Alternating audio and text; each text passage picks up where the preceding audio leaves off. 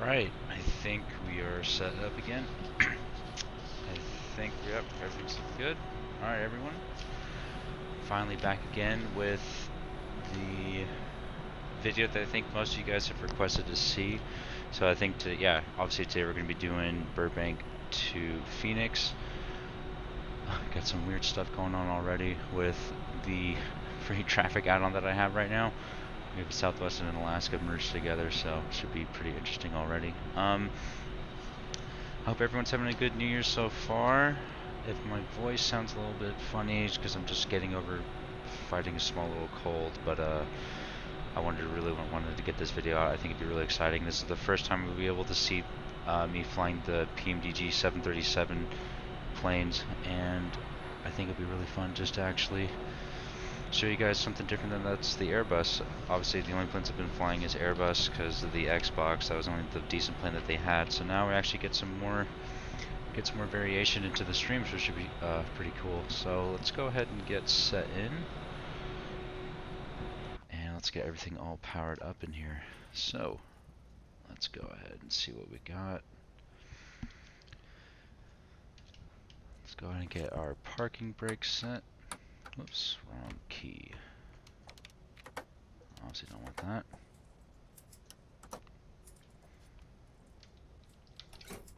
Alright, parking brake is set. Let's go to the battery and standby power. Battery on, standby emergency lights on.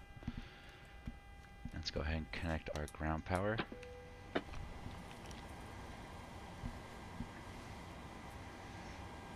Everything starts coming alive.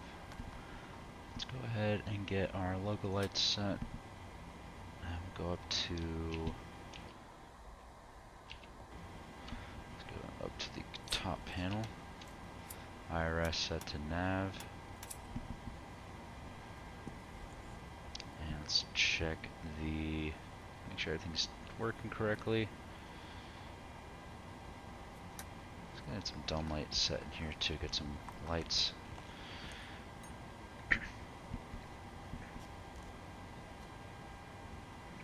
Obviously a very kind of overcast, in California it's been very, very rainy, lots of overcast weather, which is good, nice little difference between sun and most of my flights. So we'll be flying into some pretty heavy weather, and especially going into Phoenix, it looks like they're experiencing a lot of heavy rain, it looks like too. So it should be a pretty good flight, a little bit different. Flying into some tough weather should be fun. Alright, so all the lights are set for right now. So IRSs are aligned. Let's check the fires for the APU.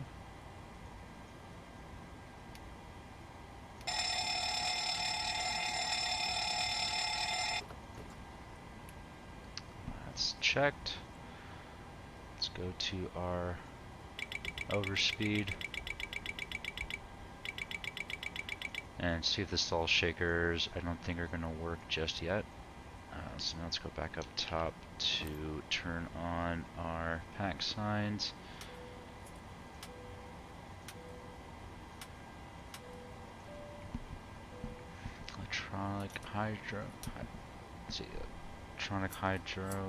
Hydraulic pumps are set. The yaw damper is set to on. Window heats can come on. And we're going to switch over to the APU generator in just a second.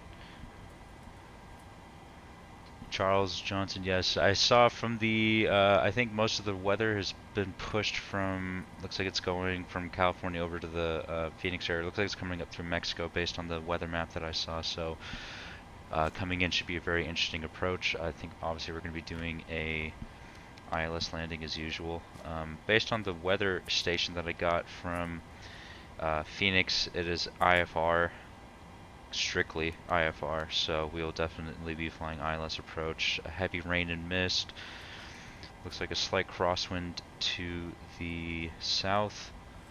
170 at 6 knots. So it should be a very interesting landing. I know Arizona definitely gets a lot of bad weather in the summer, but for the winter, nice little change of pace. So I think that should be very fun. So we got that window heat set. Let's go ahead and turn on the left aft fuel pump, and we can go ahead and start, get some APU set into the plane. Let's go ahead and set APU start and monitor. And then once you get our voltage set up here at 400, we can go ahead and turn the APU bleed on.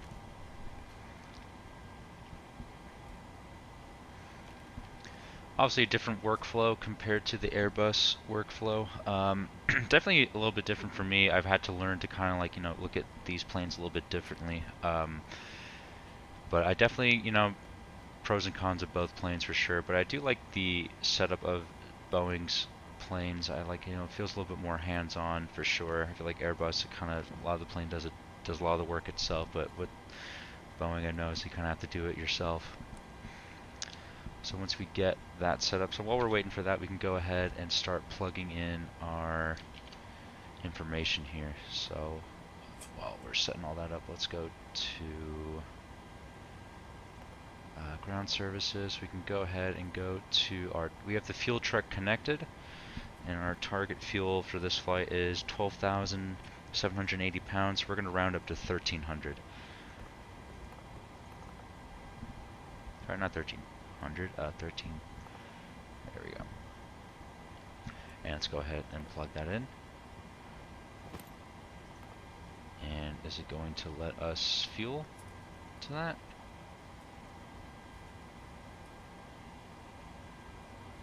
If not, then we'll just have to do it ourselves, which is fine. Alright, so the fuel's in the plane. Let's go to the payload. Our zero fuel weight is 117.9, so we're going to go ahead and go 11.8. 118.0. So almost a full flight. Obviously we're in the 700 variant, so a little bit smaller. The 700 variant, so this flight that we're doing, I've done in real life. I can't even tell you how many times I've done this flight in real life. So, and I'm once we get out of the cockpit, I'll show you around the Burbank airport, and I'm using the Orbix add-on for this airport, and I think they did an amazing job because the default Burbank airport just not cut it at all.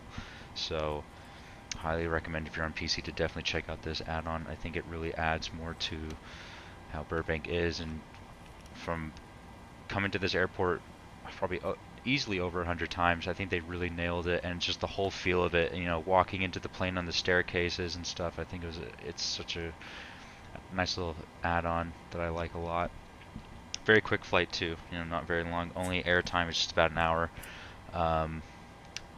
So very quick. So now that we got that stuff set in, now we can go ahead and start setting up our pause init page. So let's go ahead and reference airport. We are at Burbank, so Kilo Bravo. Where it is? There it is. And we are at gate A6.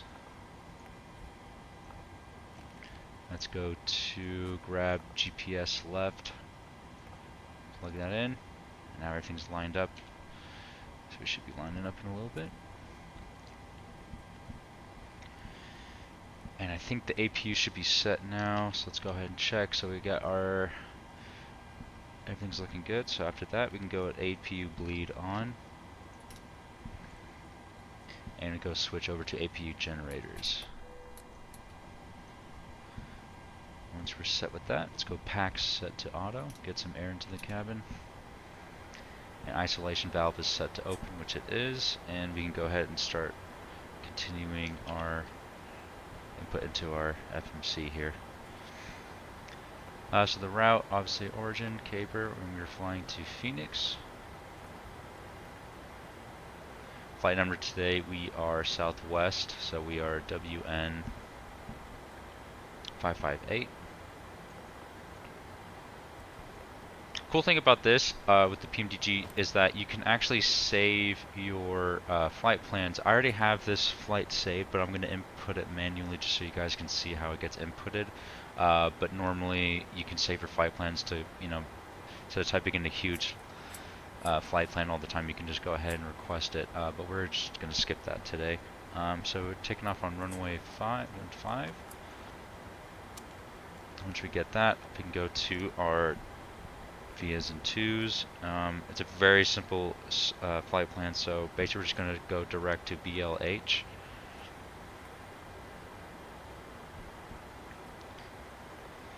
And it's going to be the Blythe VOR.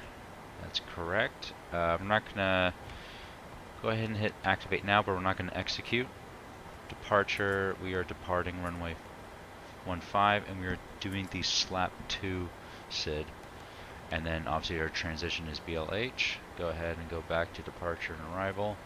Arrival, we are landing on ILS 26. And we are going to be doing the Hyder 1 arrival. So go ahead and select that. Transition again, I guess, is BLH again, since that's the last point. And now we go to our route. We can go ahead and double check our route. So let's go to plan. Drop this guy down. Let's go to legs. Obviously, we're going to have a vector coming out of our departure, which is normal. We can go ahead and go step. Just check to make sure everything looks correct.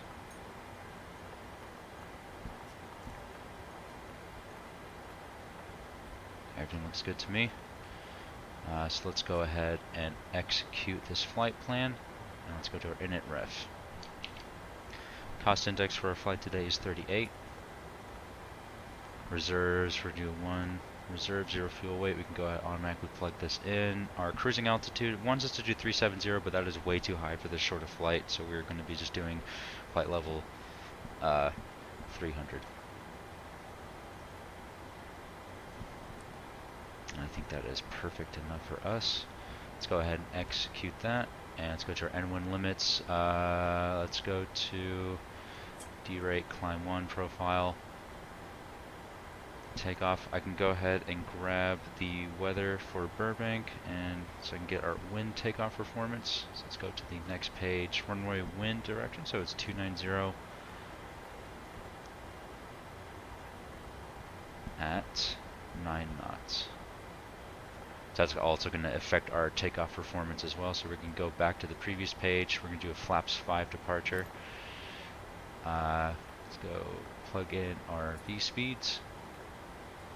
Our trim is 6.64. Looking good. And everything's looking good there. So we can set our V2 135. So let's do 140.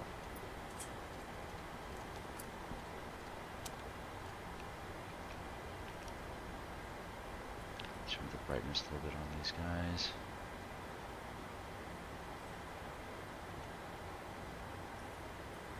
We can turn this off.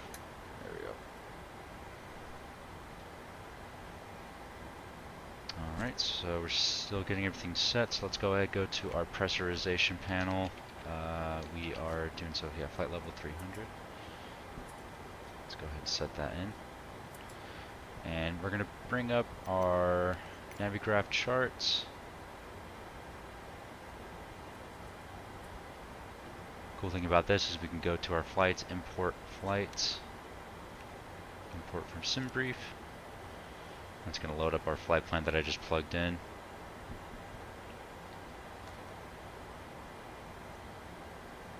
Alright, so I think that's set. Alright, we are set. So let's go to Burbank, open charts list, airport info.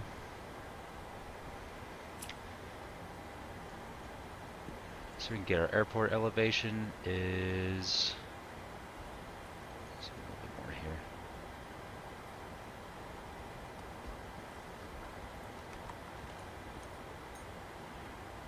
Airport elevation is 778, so we'll just round up to 800. Just in case we have to circle back.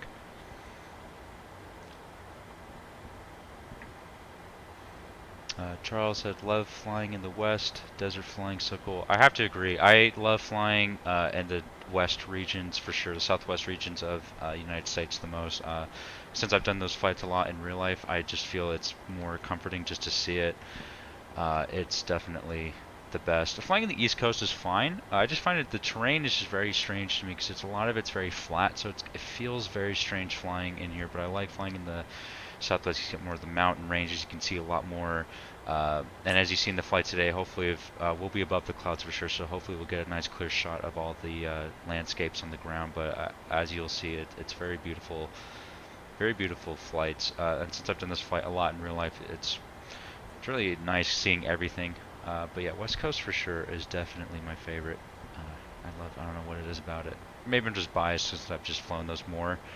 But it's definitely, I love it a lot the most. And especially with Southwest. I've been on Southwest the most out of any American airline I've been with. Southwest has been the most. And I know, ironic thing is that they're having all these issues right now, which is mind-boggling to me because I know that there have been, I've had no complaints with that airline at all. You know, I would recommend that to anyone who's flying. It's like, oh, which plane do you want to fly? I'd say, oh, go Southwest. They've always been, ever since I've flown, I've never had a single problem with them.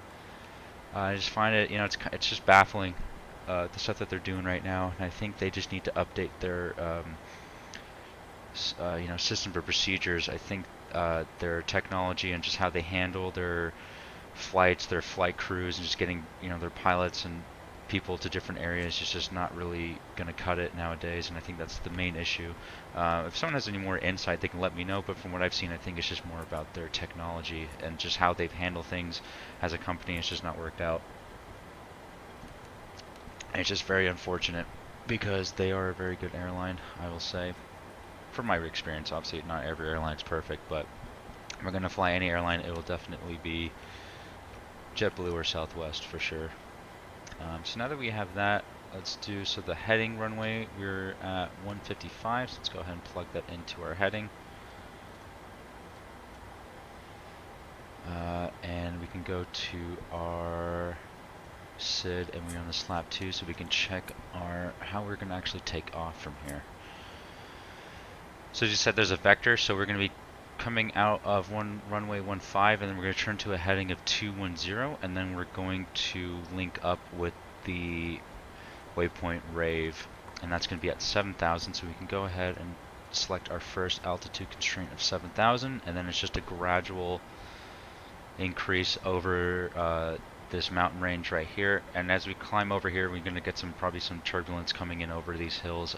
It's just the way it is. Every time I've flown it in real life, it is just a roller coaster flying over this, and especially with these weather and these clouds, it should be a pretty interesting departure. So definitely going to be bumping around a little bit as we come out. As we come out over Lancaster, definitely going to smooth out as we get higher and higher, so it should be good. So now that we got that, so takeoff data is set. Let's just put this away for right now. Let's go back to map, set that to 10 nautical miles. Let's check our TCAS, make sure it's working.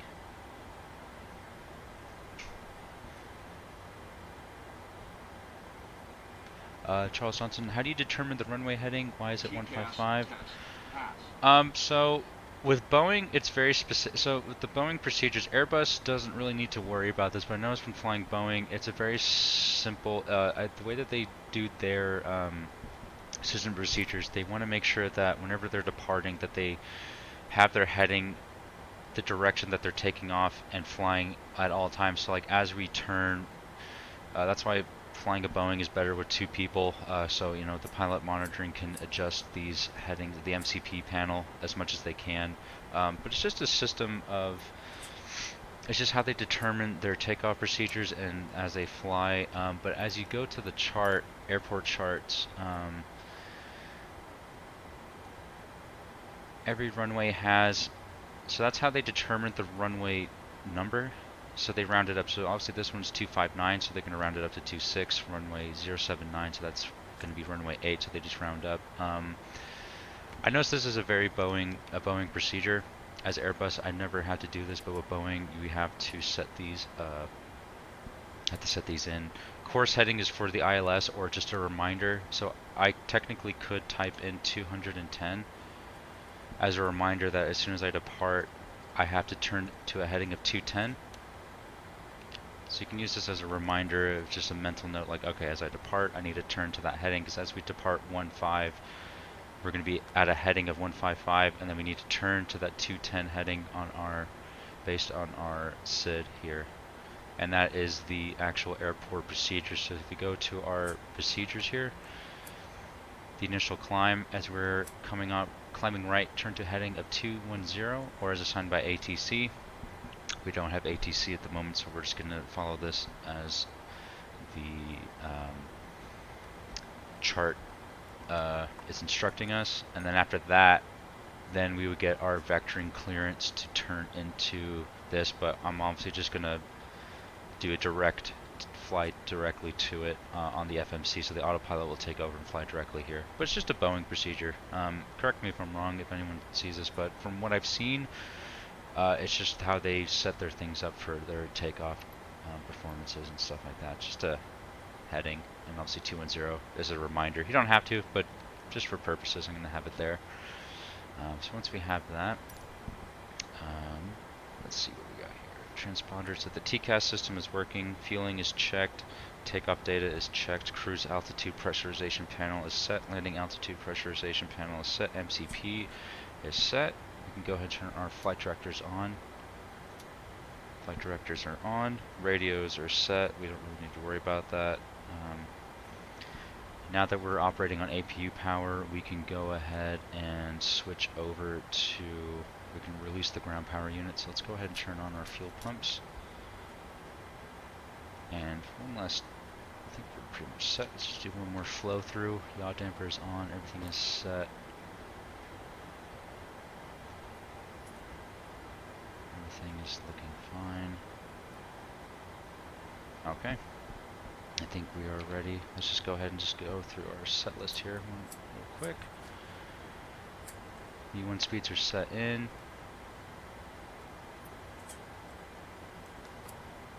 And obviously now everything is set correctly here.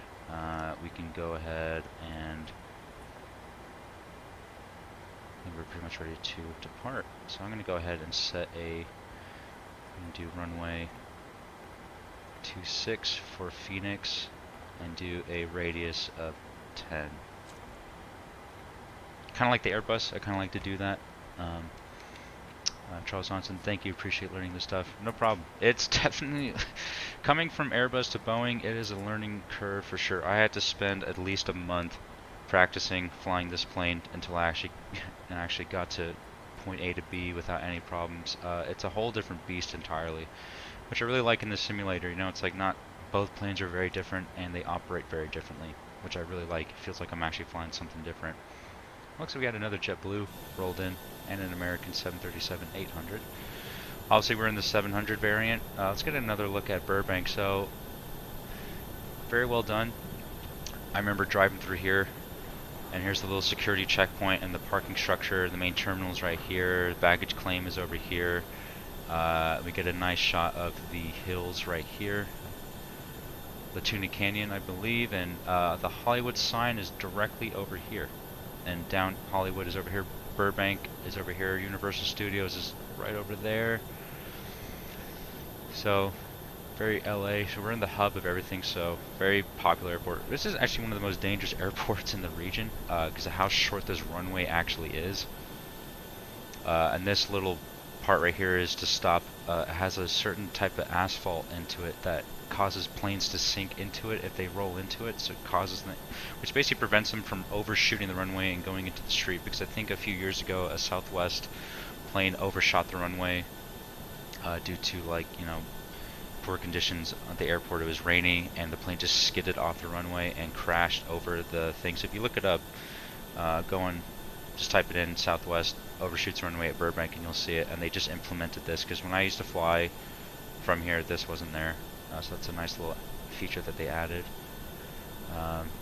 Southwest is a big hub for here. JetBlue, Spirit, Alaskan, and American. So it's a really nice airport. Very cool scenery. I really enjoy it.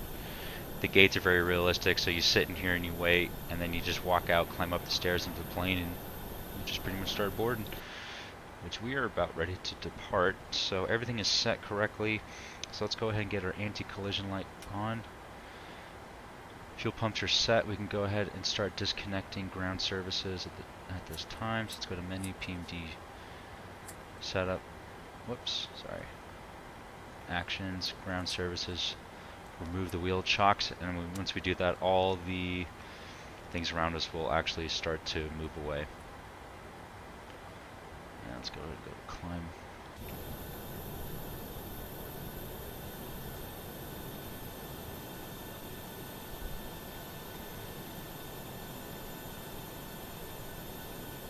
I don't need that anymore, just get rid of that.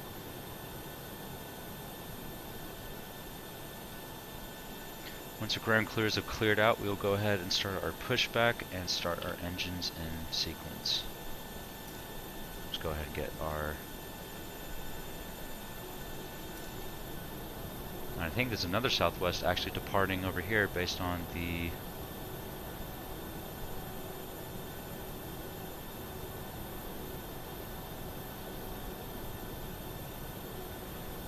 Interesting, so they're going to be taking off 2-6. So they're going to be departing this way, which is very unusual.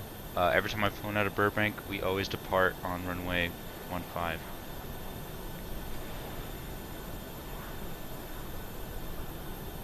So it might be interesting to see how this plane's going to taxi. You can already see it.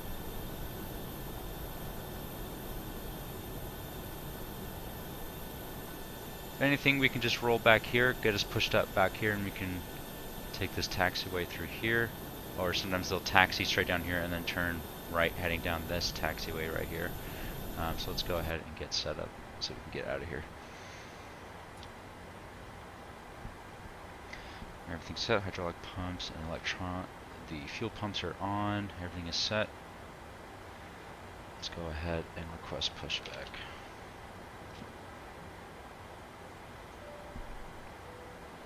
Let's go ahead and alert the cabin crew.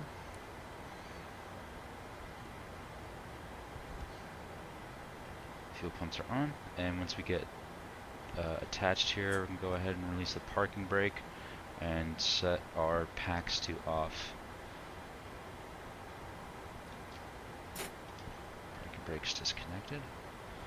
And let's go ahead and turn our packs off for our engine start.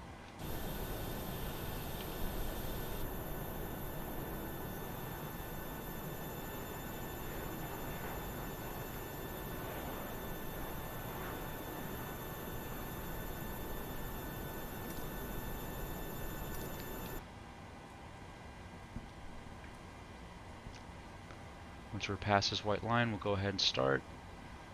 And we go ahead and start with engine number 2. Engine number 2 set to ground.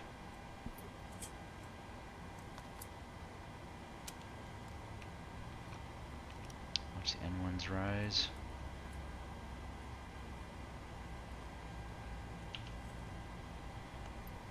And let's go ahead and go straight. So we can get pushed back a little bit further down the line.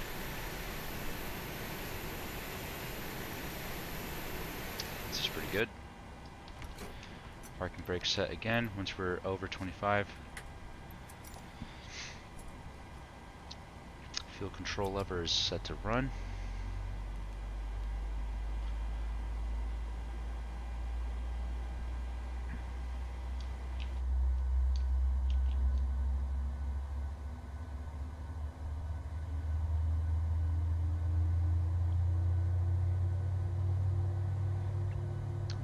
Positive engine start, which looks like we do.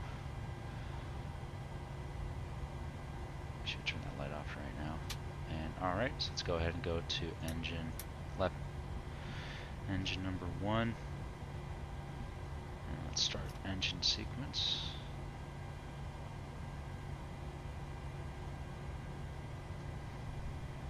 Once we're over 20 to 25%, we'll go ahead and send the fuel in.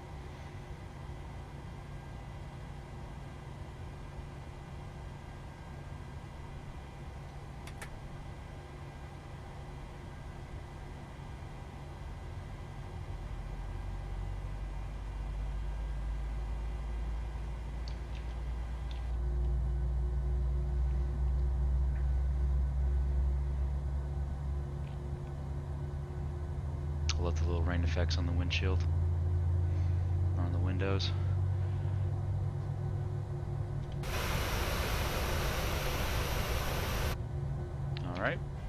would say that is a pretty good engine start. Once those are set, we'll wait for this to switch back to off, which it has. Go back to both. Engine generators 1 and 2 can come on. Engine start switch is set to continuous. Probe heat on. Probe heats are on. When wing engine anti-ice, we don't need that. Engine 1 bleeds are now on. Packs set to auto. Packs are on auto. Retric fans set to auto. Isolation valve set to auto.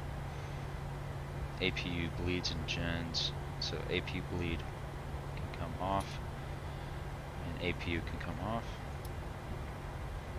Once we do that, we can go ahead and go to our flaps. So we're doing flaps 5.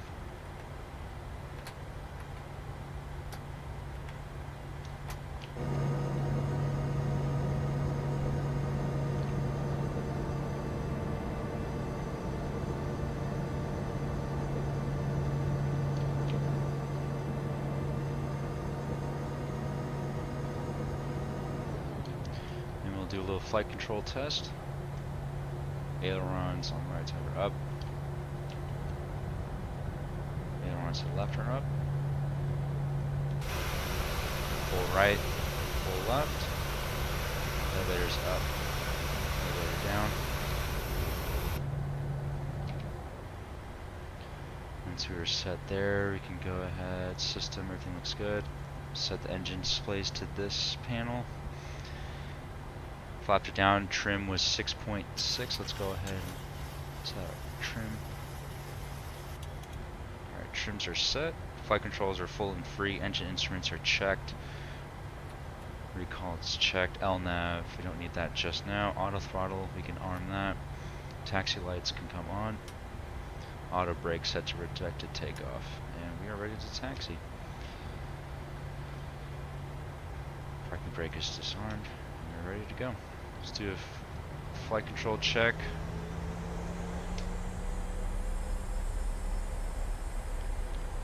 We're set.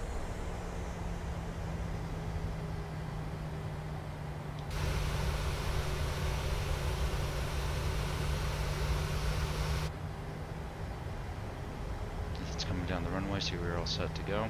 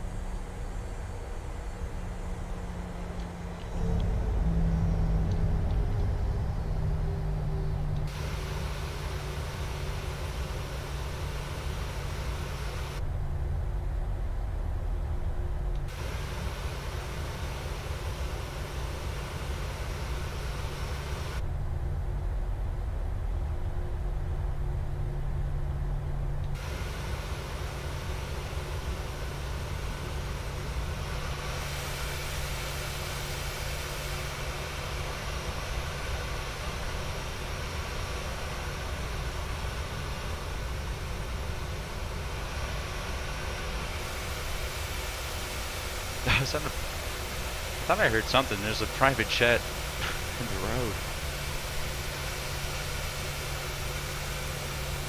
That's interesting.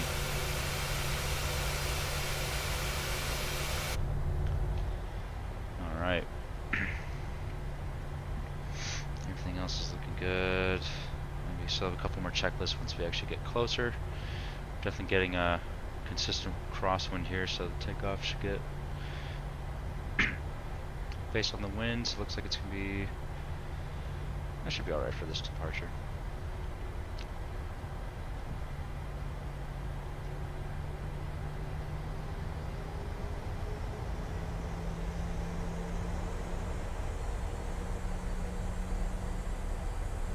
Just get a little bit more power in the engines. I notice going up here is a little bit more of an uphill. It's more of an uphill angle, so the car's a little bit more power.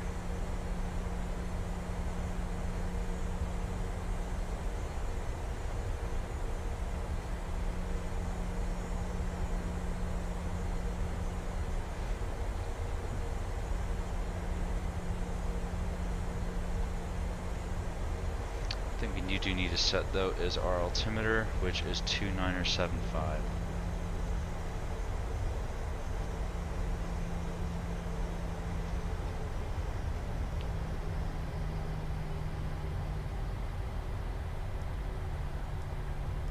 One cool thing is that this thing is a fully functional like light system check as well, which is really cool, just like how it is in the actual Boeing. I also use the HGS, but I don't really use this that much. But it is a nice feature because I know a lot of the Southwest planes actually do have this installed. I don't really know too much about it, but it is a really cool feature.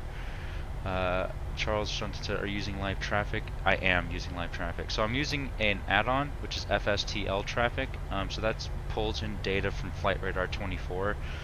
So all these planes that you're seeing moving around are planes based on Flight Radar's just info of what's going on the airport. So if I were to check Bob Hope Airport, I would see JetBlue would be parked there as well.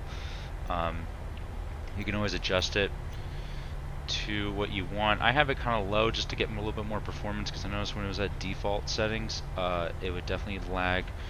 I would lose a little bit of frames in really heavy airports like LAX. It would just be, I would get a lot of frames getting chopped around. It is really nice though because you can add some more realism of taxiing with other planes and they respond to you. It's a little bit better than the default traffic that's in MSFS. It still uses the same type of characteristics, but it's a little bit better and it's free, which I can't complain about that at all. And you can get it through the fly-by-wire installer app. And it's super easy to install. It just goes into your community folder and then you basically just start running it. There's a few videos on YouTube about it, but for the most part you just start it and it's running in the background and you can adjust it. And if there's weird traffic things going on, like if there's a plane stuck in a way and it's not moving, you can also reset it or you can remove the nearby traffic, which is nice. Which is really cool. Because I've had times where I've had TCAS systems go off while I'm in mid-flight, and since I'm not flying with any VATSIM or air traffic, if I'm getting a TCAS alert, I'll just reset it, and it just removes a plane that's in my vicinity. Obviously, it takes out the realism. I should be flying with certain restrictions, obviously, but I've used the air traffic in this, and I've mentioned it in a lot of my videos. They just screwed me over many times. Like I'll be like maybe about 15 to 20 miles out from the airport and I'm cruising at like 16,000 feet and then they tell me to descend and it's just like, there's no way. Can't descend that quickly into my approach phase without missing the runway. So after that, I just kind of gave up on it. But if you're on PC, I highly recommend it. There is a talk of, I think if you're on Xbox, there is a talk of some, I can't remember who it is though, but there's a talk of I think a free traffic add-on or a paid add-on that's going to be coming over for the Xbox, which will be really nice, and I think it'll be coming onto PC as well. But for this, it's free, and I think it's the best free one that's out there right now. For how easy and simple it is, it's really worth it. I know there's another one, AIG, but just installing that I heard is not really the most enjoyable. This is just loaded up and it's all ready to go. And pre-departure checklist, fuel flow, we can go ahead and check that. We need to reset then rate. Let's go ahead and hold short here at 1.5. Alright, so fuel flow, reset, and rate. Fuel has been reset. V speeds are checked. MCP, nav data, radios are checked.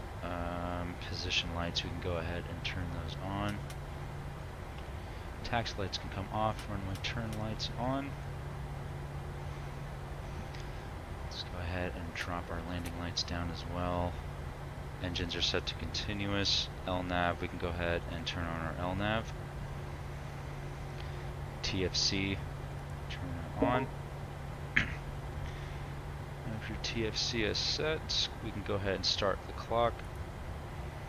Runway is 15, we just confirmed it, so our takeoff checklist is complete and we are ready to move. We can also turn on data and terrain. Let's go ahead and set our TCAS to TRRA. And we are ready to go.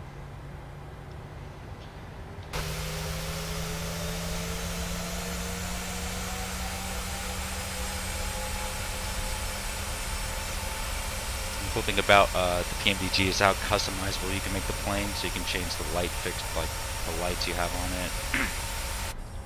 It's really impressive. I wish kind of Phoenix does have that, but gotta give PMDG props for certain things. I feel like they kind of had their customization a little bit better. I know, but when the Phoenix releases their Sharklet and IAE engine variants, that's going to be really nice.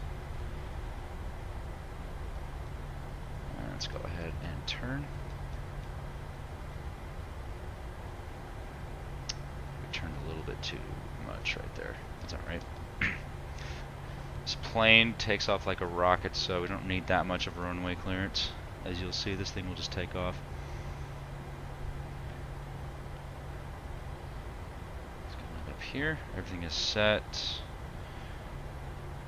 Let's go ahead and do engine stable. And let's go for toga.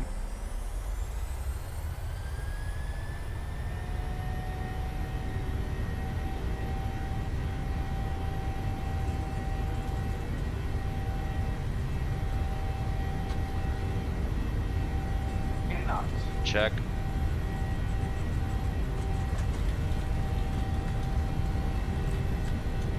V1, rotate.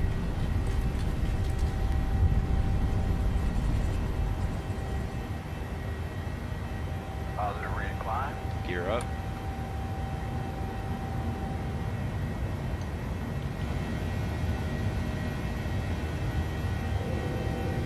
Like I said, this thing takes off like a rocket. Alright, let's go to our heading of 210. Very bumpy out of this departure. And once we are in our heading, go ahead and turn on the autopilot, and we can go ahead and set our VNAV as well.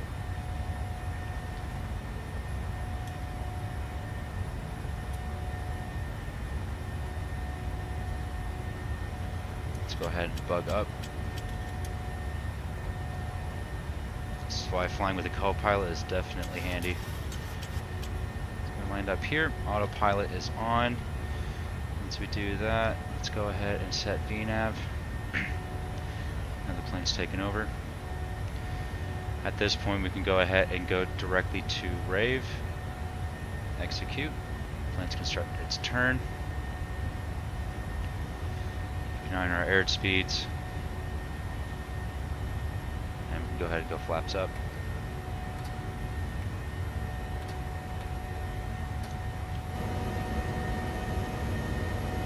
And the amount of times I've seen this view coming out of Burbank is way too many.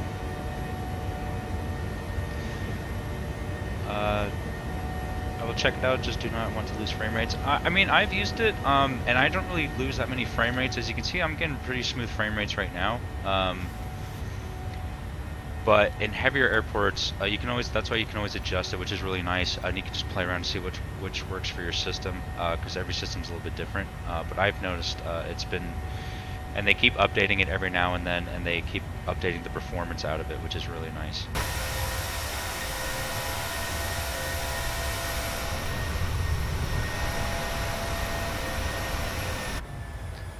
Hit 7,000.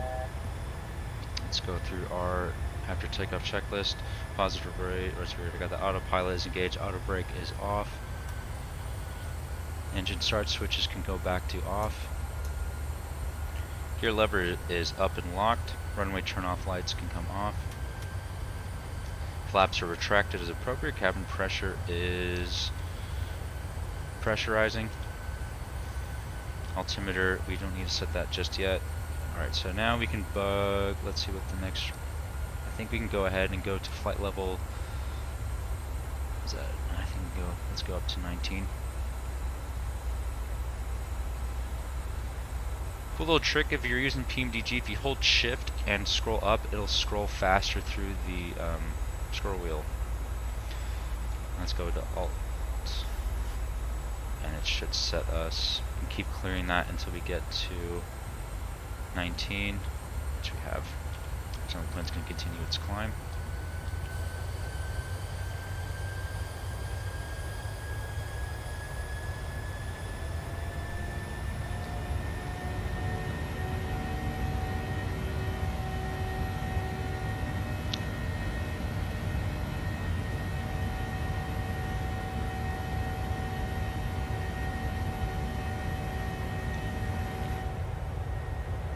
Really nice shots coming out of Burbank. Look at that.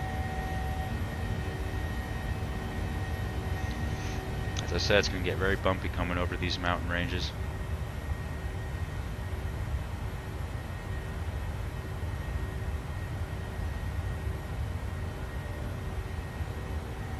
Cabin crew, we're about to pass 10,000. We're going to keep the fasten seatbelt sign on, obviously, because we're still getting a lot of turbulent weather going through these clouds. Once we break through these clouds, we should be good. Just making sure everything's set, everything's looking good. Now that we're above 10,000, we can retract our landing lights. If I can do it. Weather keeps... Okay, hold on a second. Alright, there we go. Set. Could have had the wing lights on for this, but I didn't have them on. But now we're going through. Switch our heading.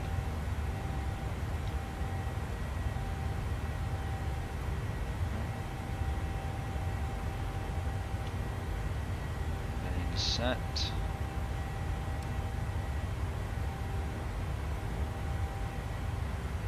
I love the plane's vertical navigation. I just love how the Boeing has this little setup here. It's really nice.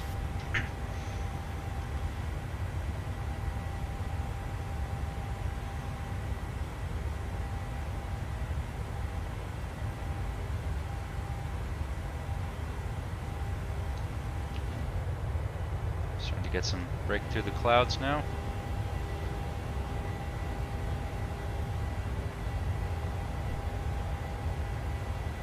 So one thing I noticed too is that the wing flex on, I do love the wing flex on the Boeing. Obviously Boeing has thinner, I think they have a thinner wing compared to Airbus. Airbus has very thick wings. I do love seeing it. I feel like one of the things I kind of miss from the Phoenix is that you don't really see the wing flex as much. I know in the Neo variants, they're a little bit lighter as well, so you do see them flex a little bit more, but the old Airbuses, their wings are just like solid blocks, pretty much.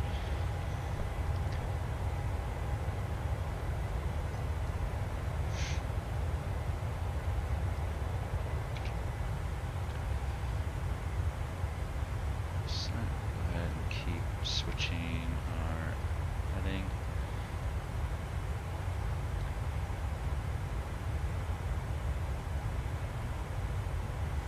We can go ahead and go to our cruising altitude.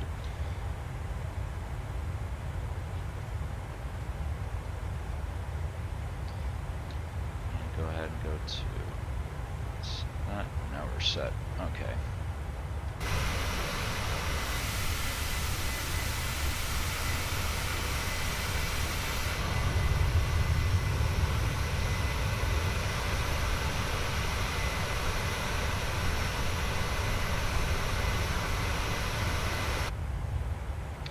Very cool views. So I love this type of weather. It's a shame. I mean, it's one thing you don't really get to experience in the West Coast is this type of weather. So it's a nice change. Usually it's just sun with no wind, nothing. Pilots have a very easy time flying over here. I haven't actually flown the BBJ variant of this. I've only just done the passenger, but I think they've modeled the cabin in like an actual business layout, which is really nice. I might check that out.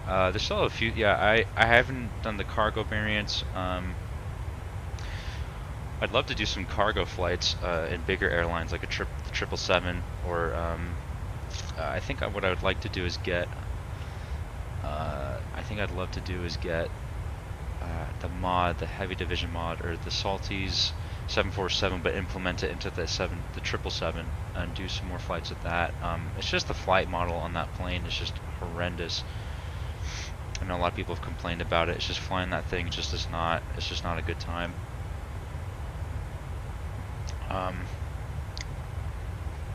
Yeah, I just wish they. I know the A310. There's some cargo. We could do some cargo flights with that. One thing I would like to try is a 787 and get the mod, the heavy mod or heavy division mod for that, and then try the 787 out in that way. Because when I was on Xbox, the 787 just had a lot of problems. It just felt like it was really lacking, and especially when you go from a high fidelity plane like this to something like that, it's just I just can't do it. But I know that I think I said in my last video there's gonna be a lot more planes coming out, and I think Aerosoft just released more pictures of the A330, which looks really nice. I can't wait for that. So, I mean, looks aren't everything, but it looks like it's heading in the right direction. Let's turn our heading to 102. Let's see if things look good here. Maybe we can turn off the fasten seatbelt sign. We're in a good position now. The weather's kind of lightened up a little bit. As you come into Phoenix, that'll be an interesting thing. I'm looking forward to that. And based on the weather, I'm looking at weather apps and stuff like that, and it looks like there's just some pretty big storms over there. So should be a nice approach going in there. Looks like it's moving north into Utah. I'm looking at the current weather right now, so it's just a huge system. Looks like right now most of it is over. There's a nice clear spot over Sky Harbor.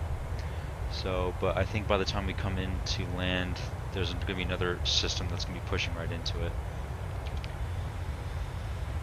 We'll reach our top of climb pretty soon, and once we do that, we will start setting up our top of descent pretty soon, and show you how the Boeing layout does everything. Very different from the Airbus. Go ahead and turn that to 10. Alright, let's go ahead. So landing lights are off, cabin pressure is pressurized, and seatbelt sign, cabin lights as required. I think our after takeoff checklist is complete, and now we're in cruising, and our descent, we're going to have a lot of stuff to do in our descent checklist. But for now, I guess we're just cruising. I don't see the top of descent just yet. Actually, I think that's it right there. So yeah, all this. So if I turn off the data so you can get a better look. Very simple approach going into Phoenix, which I really like about Phoenix's approach is very simple. So we'll be doing that. You'll see the VNAV of this plane really comes into effect.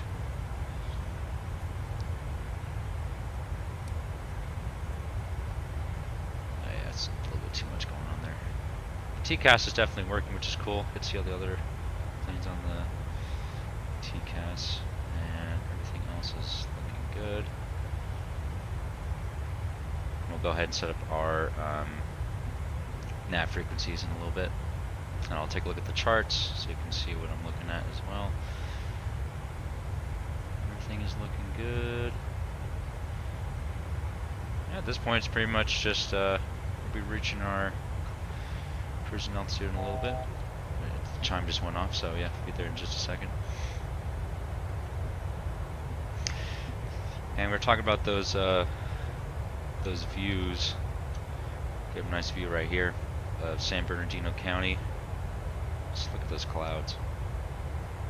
I also have my volumetric cloud set to ultra, so if you're wondering if it's how they're looking at, I think it looks pretty good.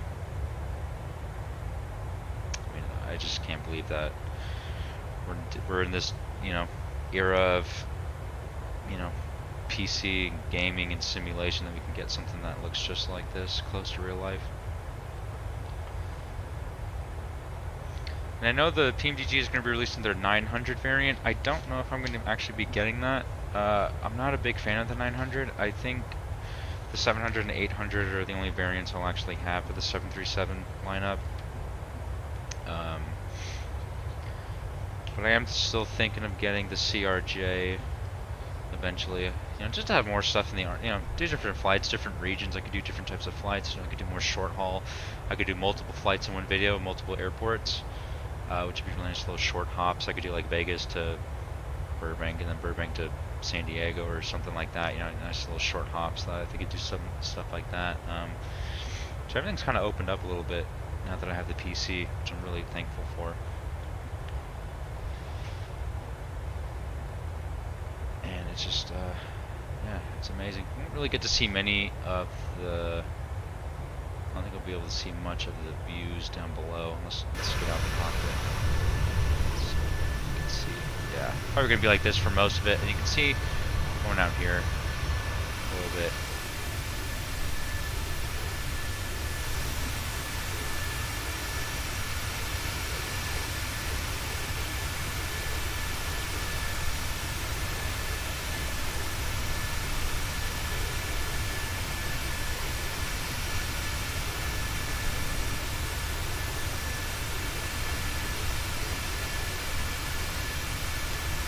And also with the 700 is the one variant of the 737s that I've been on the most. So I've just got, I remember when they didn't even have the winglets at one point. I remember flying them. I remember when they first started introducing the winglets. And it was just really cool to see the plane, how it developed over the years. I think I was on them even when they had, I want to say it was the 600, the 737-600. I don't know if Southwest actually operated the 600. I could be wrong, but I definitely remember them not having the winglets. And then they came out with this, the Scimitar winglets. But I don't know. I think I'm kind of. I think I might be the only one, but I just don't really like the look of the Max variants. I just don't like the look of that split wing. I just think the split winglets. I just think it's I don't know, something about it just looks very odd to me. Just a preference. I know the interior of the plane is just the technology behind it. I mean, one could argue the technology is probably not that great considering all the problems it had with the MCAS. Back in like 2016 or whatever, or was it 18? I can't remember. But yeah, I'm just so used to having the winglets look like that. I remember when they didn't have it. It's the Scimitar one is really cool, but I think the Max, I just don't know. I just don't know what about it. I just like the look at the older Boeings. The NGs are my favorite.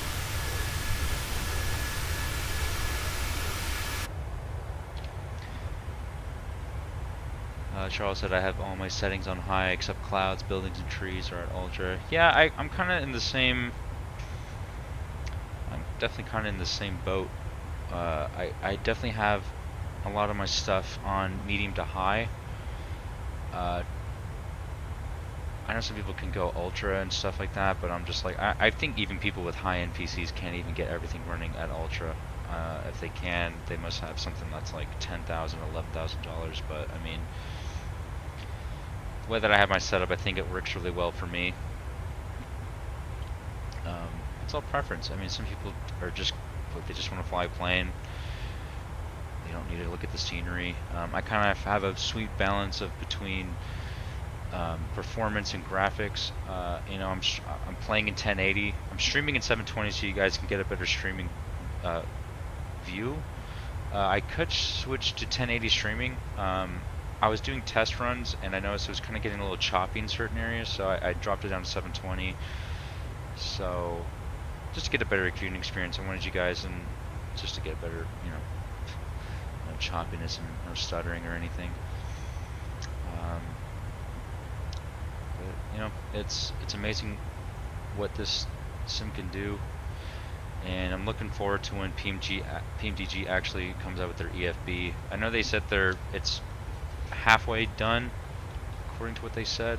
In a way, they were saying like that's in the final stages. Or not final stages, I shouldn't say that. I think they said it's in they're heading in the right direction with it. I'm just like, it better be something. You know, I know Phoenix released it. They had everything with their plane.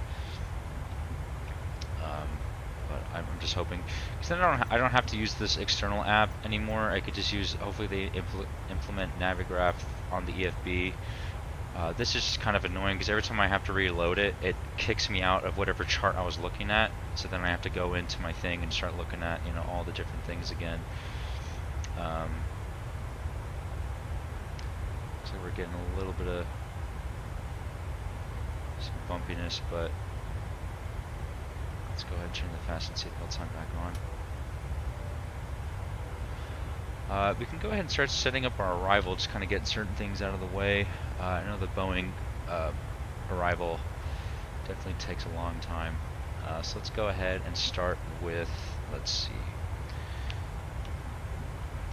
We'll hold off on the arrival weather since it looks like it's changing constantly. We'll set up the ILS frequencies. We'll set the minimums, and we'll set all that other stuff up now since we don't have to worry about that. So let's go ahead and go to KPHX. Let's see if this thing actually works. Oh yeah, I'm not connected to it. So we are on ILS 26. Oh, I already have them saved. Alright, so let's go ahead and look at our approach plate here, and let's see, so airport elevation is at 1135, so let's go ahead and just round, well, 1100 is fine. 1100, transition altitude is 18,000, as always. We can go ahead and set the ILS DME, so it is 11175.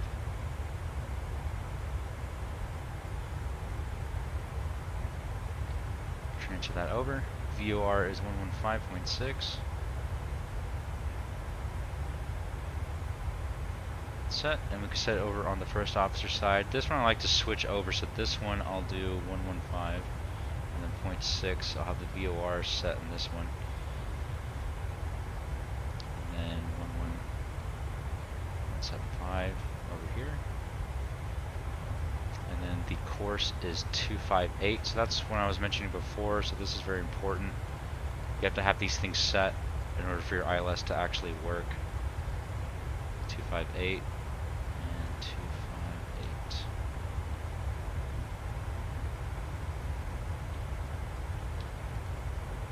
Alright, so that's set. So altimeter is already set. Well, not set just yet. Minimums is 1,385. Kind of downfalls of this is that you have to actually scroll through this thing until you actually get it. And yeah, holding down the shift key definitely makes a difference because you can just kind of keep scrolling until I get to 1,385.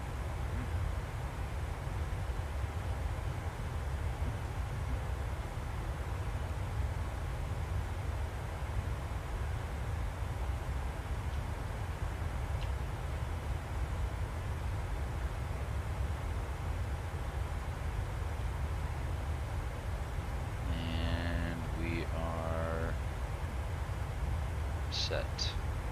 Alright, so the minimums have been dialed in.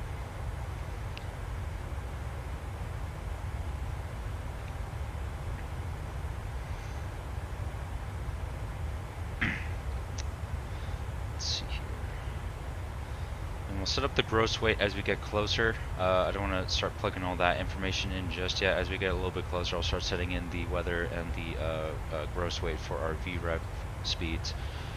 But all that stuff is set. The radios have been set. ILS frequency and course has been set. MCP, don't need to worry about that just now. Altimeter, don't need to worry about that. Minimums are set.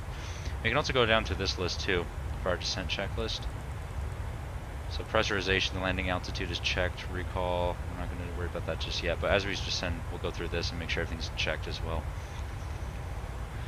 For now, I don't think we need to worry about that. As we get closer, I'll set the...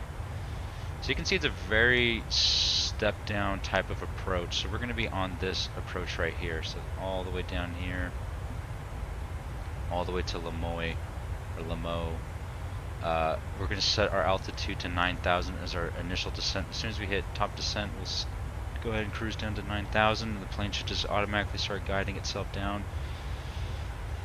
And then we're going to vector into the approach, or yeah, pretty much vector into it. So we're going to vector into Jaggle, and then we're going to pretty much go, and we need to capture the localizer at Prun at 3,000 feet.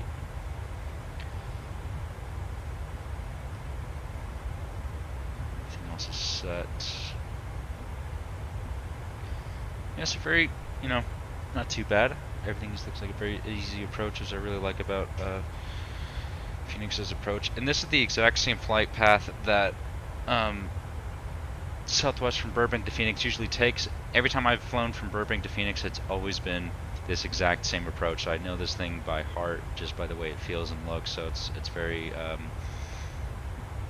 The only difference is we're landing on 2.6 instead of 2.5 right or 2.5 left.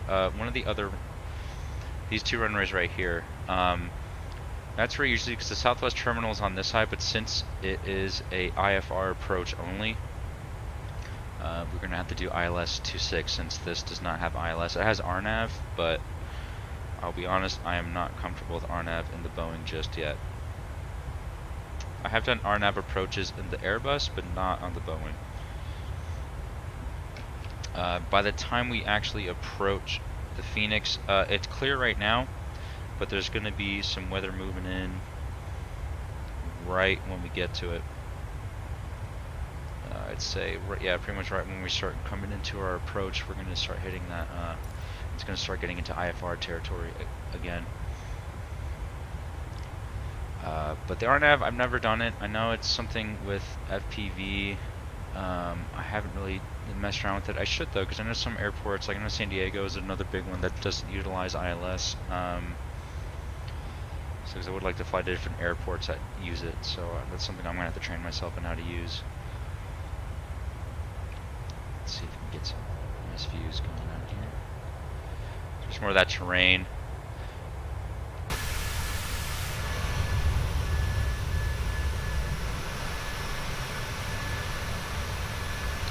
That is the Salton Sea.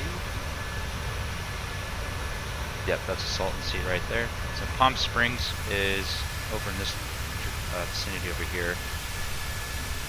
And then we're going to be crossing the border. The Colorado River runs through the border of California and Arizona. So we're going to start our top of descent around Blythe, which is this whole area right here, which is the border between Arizona and California.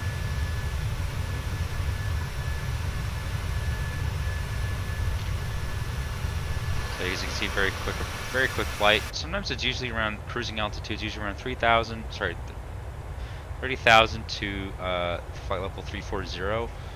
I'll never fly any higher than that. Just for, you know, it's just by the time you even reach your cruising altitude, you already have to start descending. So I'd rather just do this and then, you know, get my things set up. And whenever I would fly this approach, I know the captain would always say they're like, we're around this flight level anyway. They would never go over 350 unless it was for like traffic reasons or weather reasons. It looks like we're about 40 miles away from it, so I think we can start setting up our approach now. So let's start getting our arrival data set. So we need to get let's get our weather first. So we go to descent. Forecast, so the ISA, ISA, and then Q and H. So with this is a little bit of math involved, so you need to get the current temperature and subtract that from 15. So it is current, whoops. So currently it's 14, so -1. So we're going to do -1 / and the altimeter is 2963.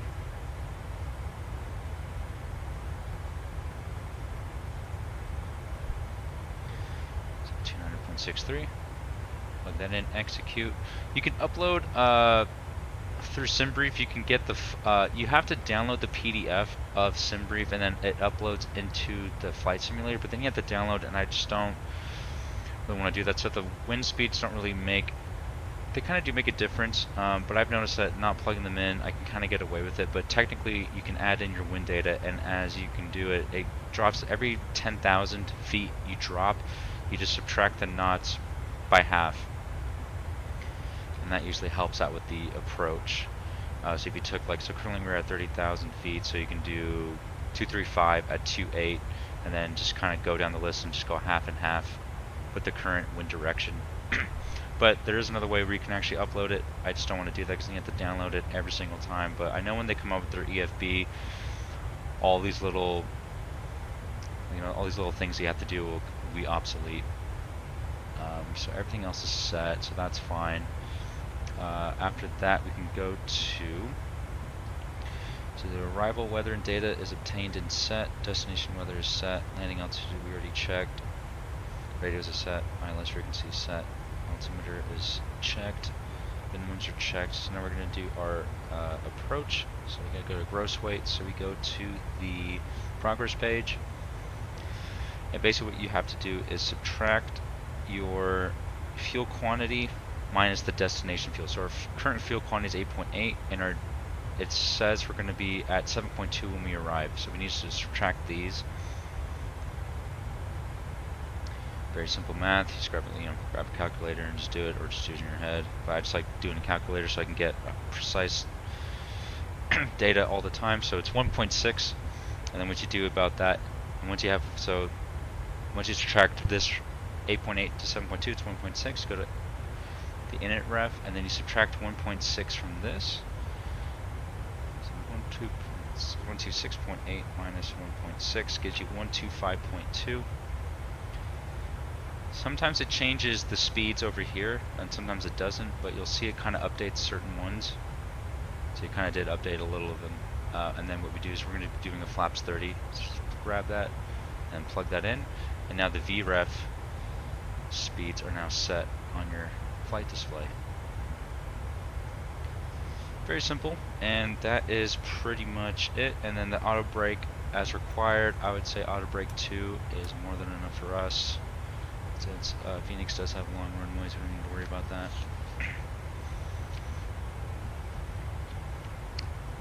Altimeter we can already just dial in and just get it ready, so it's 2963. One thing I like about the Boeing is that you can set this in, and then as soon as you hit your transition altitude, you just click the standard button and it automatically switches. Airbus, you kind of have to reset it and then just dial back down. I know with the more like the A380s and the A350s, it has this type of system. So each plane has its own little pros and cons. Just checking my checklist, making sure everything else is set. Other planes in our vicinity, I like the contrails that they've added to them.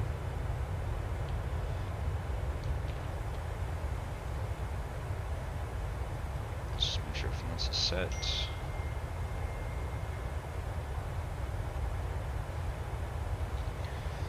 Let's see, I think everything is pretty much set. We're just going to wait for our top of descent, and once we hit that, it's just a basic straight descent down. So we're going to be hitting it in just a second, so let's go ahead and set our altitude to 9,000 like we decided. And then the plane should just do its work. And it'll automatically descend us down. And then once we get closer, we'll start the bank angle back to its original position.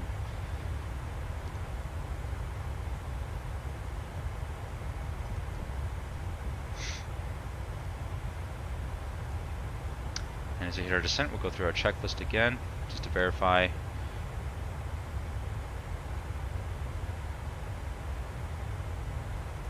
Terrain now, since we can see very flat surface around here. Everything is looking good so far. Give people one last chance to move around the cabin before we start our descent.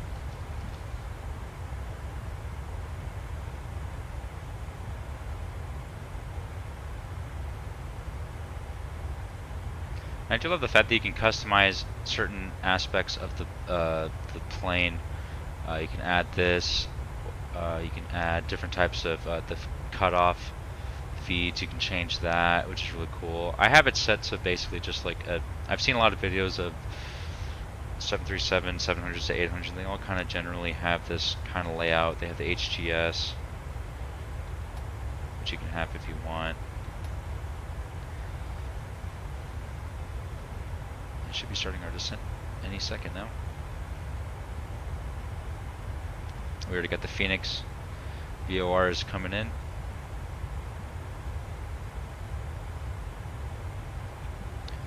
Go ahead and turn off data just to get more of a clear indication of what we're flying into. And you see that ring that I set earlier for runway 26? Kind of same thing as the Airbus, except this one you can actually select the runway based on your flight plan, and it sends a 10 nautical mile ring around the runway that you selected. Just for more, you know, anything that will help you in your approach, set your flaps and your, just a basic more of a indications of where you're at. And the VNAV is set. You can tell that we're on the VNAV approach. If this starts to get way too low, that means we are starting to get, if this starts to go to VNAV speed, that means we're not on the correct, we want to make sure this is on VNAV path at all times. That means the plane is calculating itself, and it seems like it's doing that. VNAV crescent should start going over here eventually once it starts to calculate everything. Very similar with the Airbus, it's just a little bit different. So it's always good just to keep that an eye out, just to keep an eye on all of this. If it starts to see this is in VNAV speed, you can always just deploy your speed brakes to the flight detent, and that'll kind of drop you down a little bit faster. But for the most part, it should just handle itself. Sometimes there does need to be pilot intervention to kind of help it get back on the right path, but since it's such a straight, like nice descent down, shouldn't have any problems.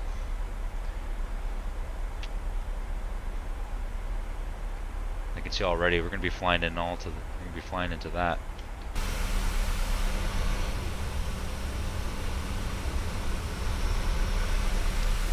We just passed the border, so now we're officially in Arizona. As you can see, very quick flight. This thing is basically you're up in the air and you're back down again.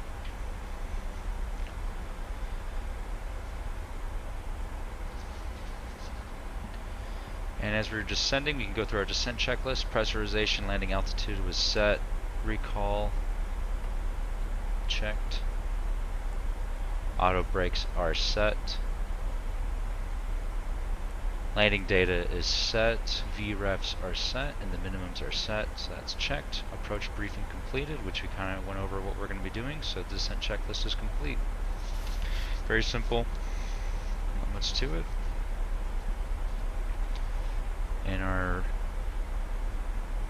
everything is set correctly, so our 117.75, and we can just go back and just double check and make sure that our, you can see already, I think I already messed up something. So you can see I already messed up that. So that's a good thing I double checked. It's always good to just double check.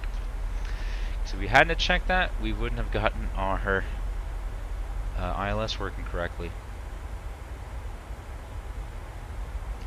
So it's 111.75, and that is checked. So I can transfer that back. I was wondering because I didn't see the DME pop up on my flight display, so I knew something was entered incorrectly. So that's an always good thing. You know, always just double check your work. People do make mistakes, and that's why we have checklists for a reason. And we can always check the first officer side. Everything is set correctly. The VOR is 115.6, which is correct. 111.75 is checked as well, so that is all good. Go ahead and turn on the fasten seatbelt sign now, since we're starting to get into some turbulent weather.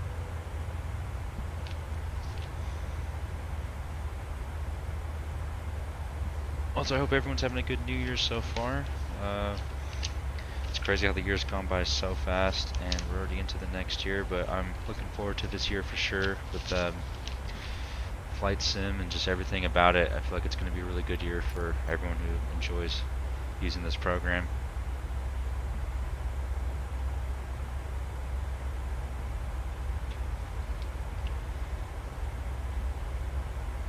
Looking good. Also, another cool thing is that you can set the more of a VNAV display as well if you want, which kind of makes things a little bit easier. Usually, most of the time, the first officer will have this on his display just to see the VNAV trajectory, which is really cool to see.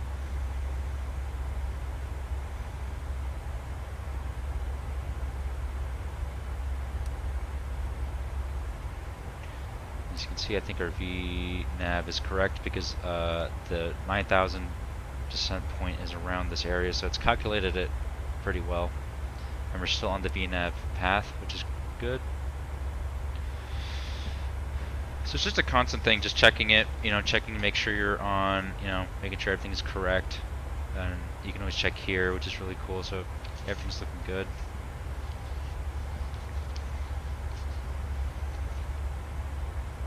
And then once we'll start setting up all the other checklists once we start getting closer to 10,000.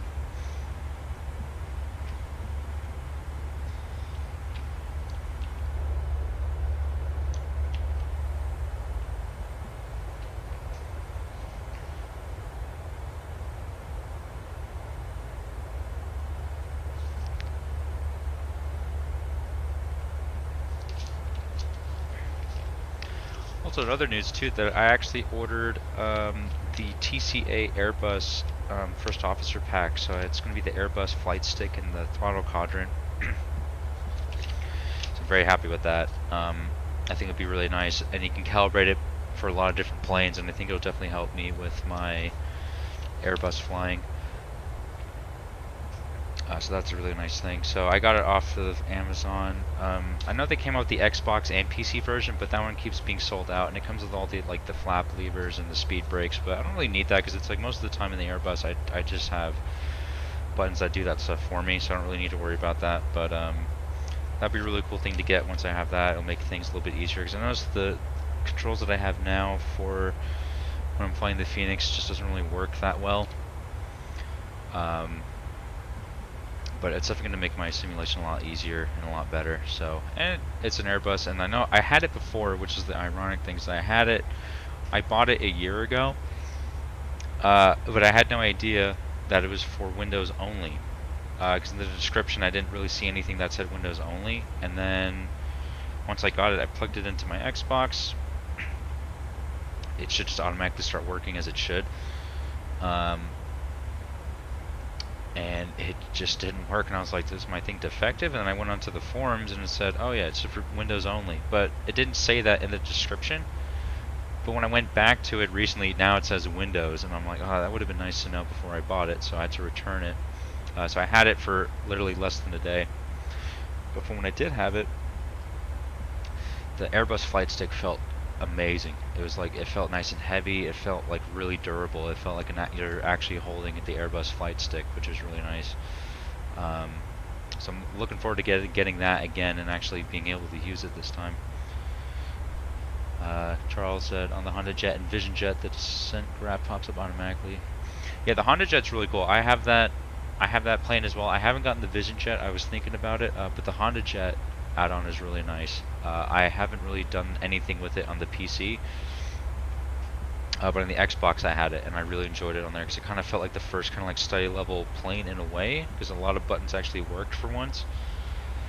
And I'm thinking about getting some add-ons and mods for the citation longitude, because I really like that, and it uses the Garmin 1000 just like the Honda Jet, but I think the default G1000 just does not work as it's fully intended. So I think there's mods out there to kind of get that working. So I'm definitely looking into that. I'm definitely going to start getting into different types of flying. If you guys want to see, other types of flying, I know I just do commercial flying, but I could do like shorter trips with private jets. I could do like tours around places. I have the Bell 407, and I have add-ons for that to make it a little bit more realistic too, which really helps. And I do lots of like, just for fun, on my spare time I just fly around in the helicopter just looking at different things. But if you guys want to see stuff like that, I could easily do that. I kind of just do the commercial flying because it's like I really enjoy it. I like, flying for these airlines, doing these flights that I've done in real life and just flying different places. But ultimately, if you guys have ideas, just like let them know in my comments or anything like that. I'm always looking forward to seeing what you guys are interested in watching and seeing. But I do love flying these planes, and I think a lot of people really enjoy it too. I mean, I've always wanted to. There is an actual simulator that you can get. You can actually get into one of these things. If you look in your areas, like in certain states, they actually have simulators that have actual pilots or retired pilots that used to fly 737s, and you can sit in the cockpit with them, and you guys can, set a flight plan together and actually fly to different places, which is really cool. I've always wanted to do that.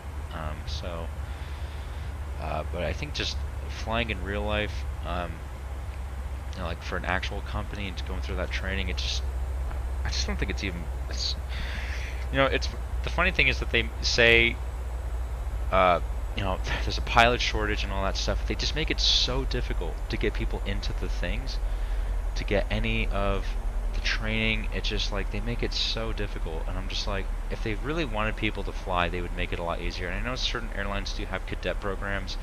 I know EasyJet is a very big one if you're living in Europe. I know EasyJet has a really good program. But in America, it's just like, I know Frontier is offering a lot of cadet programs, Frontier Airlines. And it's just, I don't know, I just think the airline industry is just not what it used to be. Based on what I've heard and what I've seen, it just seems working these pilots long hours, and it's just like, I like the simulation because it's like I can fly anywhere I want, I can fly any plane that I want, I can fly to different airlines, I can do different things. If you're stuck with an airline, you might not even be flying the plane that you actually want to fly. And it's just, but I give respect to those people that do it every day and enjoy it, and it's definitely a lifestyle for sure. But I just enjoy this. I just think it's a little too crazy getting into all that stuff. You can get your private pilot license and fly, GA aircraft, but I think getting into one of these planes would definitely be a dream come true. But next best thing is just finding a simulator in your town, and just go there and just do that and actually have fun and fly something that feels like you're actually flying it but not actually flying it, kind of like this but more hands-on. Oh, these they use the 3000 series now. That is interesting. I haven't seen the 3000. I didn't even know they even upgraded it. I know the G1000 was, or maybe it wasn't. Maybe I'm getting confused. I think the 3000 is. I don't know what the current one is in the Honda Jet in the sim. Whatever that one is, I think that's the 1000. I could be wrong. But sorry, I'm just looking here. I'm noticing. Let me just deploy my speed brakes a little bit. Kind of get down a little bit more.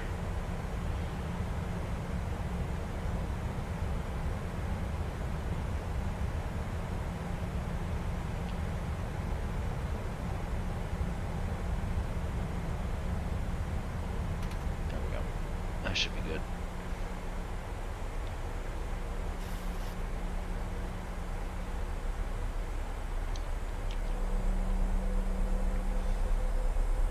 It's my very first time flying in the sim into Phoenix with some actual weather. Every time I've flown into Phoenix, it's just been nothing but clear skies.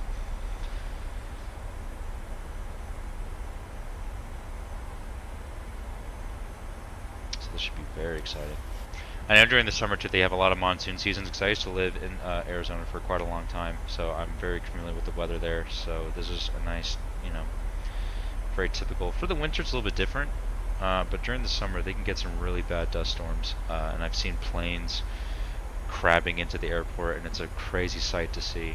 But they'll do it. They'll fly into it. Obviously, if it's way too crazy, they won't. But I've seen them do it in crazy weather like this a little bit. So this is going to be. I don't think the actual weather radar works in this, which is really unfortunate.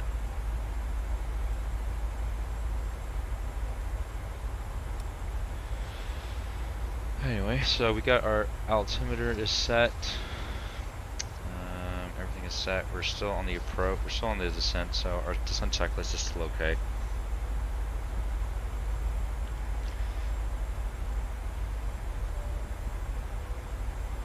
Once we're below 10,000, we'll start our landing lights and wing lights set to on, and then we'll start doing our other checks here in just a second.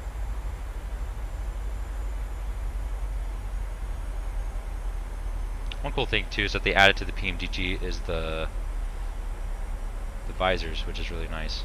I don't know if anyone's noticed that, but I just saw that one day just sitting there and I was wondering what that was because I've never seen it before.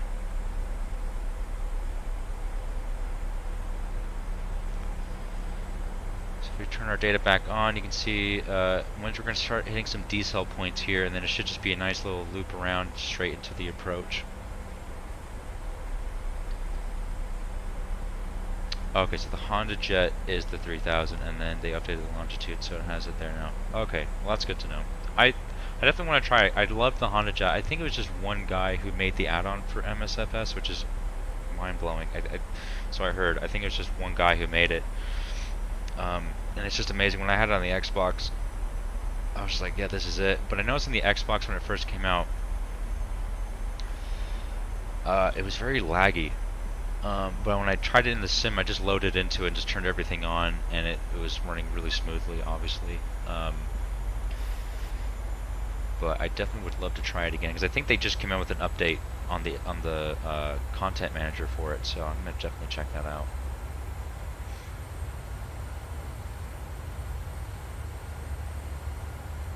The plane's adjusting itself to hit those constraints.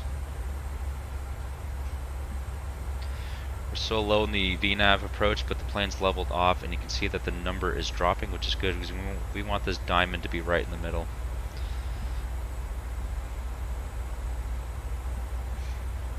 And then once we get closer, the VNAV path will start to go back.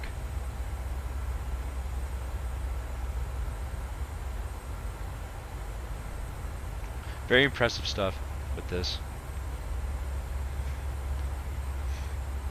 Let's go look outside, see what we got.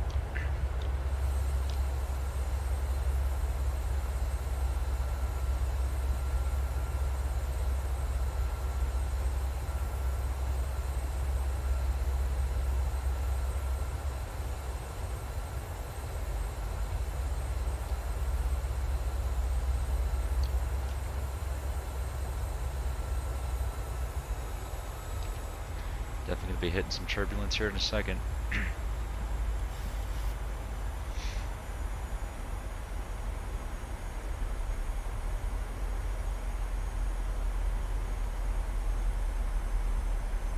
Some lights start brighting up the cockpit here.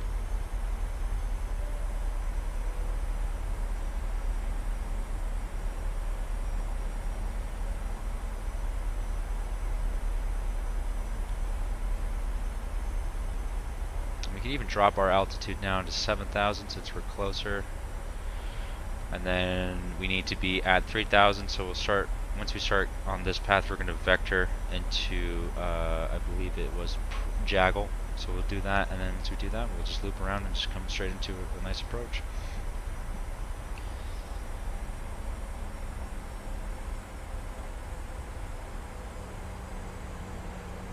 It's still adjusting itself. We're about to pass down to 10,000.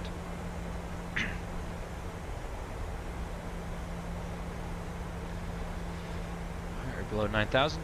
Landing lights on, wing lights on. Cabin know that we're below 10,000. Let's see, when we turn off lights, we can turn those on. Seatbelt signs are on. Cabin lights as required. Alright, now we're on to the approach phase.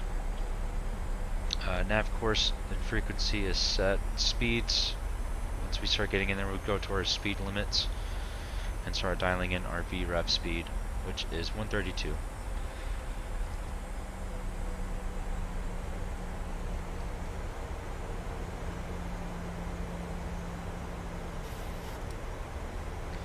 Shame can't really see Phoenix now, but once we get closer. Also, I'm using a free add-on for Sky Harbor because I know the default Sky Harbor is not anywhere as it should be for Phoenix. I got it off flightsim.to. It's a free. It's just like a free. It doesn't really beef up the airport. It just makes the jetways and all the taxiways and everything kind of looks a little bit more kind of like how it is in real life, and just kind of polishes things up a little bit and adds more lights to it. Now we're hitting some rain.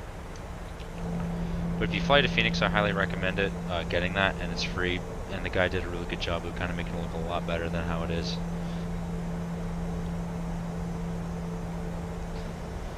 It feels like we're flying in Europe right now. Very busy around the Phoenix airspace.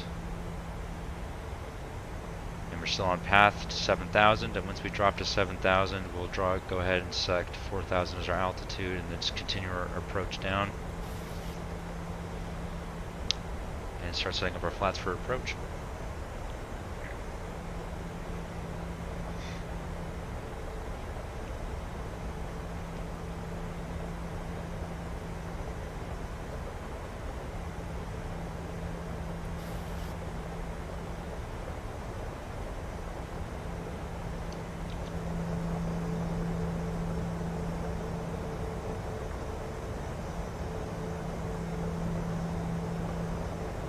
Very heavy rain, but it is nice. Alright, let's go ahead and drop to 4,000.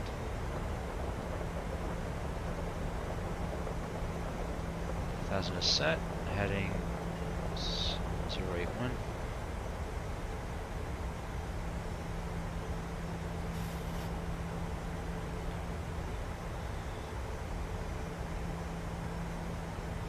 Waiting so patiently for flight beam PHX. Oh, that is actually really interesting. I had no idea that anyone was even going to be doing add-on for Phoenix, so that's good news to hear.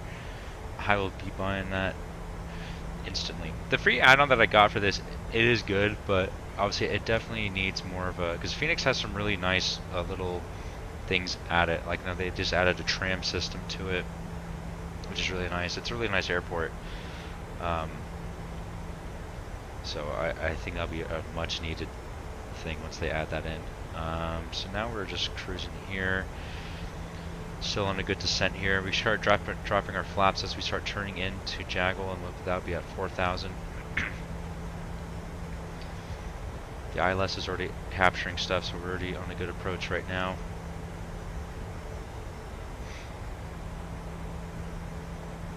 Everything else is looking good. You can see Tempe over there, so ASU is over here. As we fly closer to the Phoenix, as we're coming in, we'll be able to see more of like Tempe and ASU. Nisa said, "Do you Xbox, playing Xbox?" I used to. My older videos are on Xbox, but now my current live streams and videos are on PC. I officially made the jump over to the PC realm, and it's definitely, I wouldn't even look back. Xbox definitely has its pros for how cheap it is and just what it can do for you, but if you want to get these kind of high fidelity aircraft, PC is just the way that you have to do it. Alright, so I think we can go ahead, once we drop to about 5,000, we'll go ahead and start our turn, and we can start dropping flaps as soon as we're in our turn.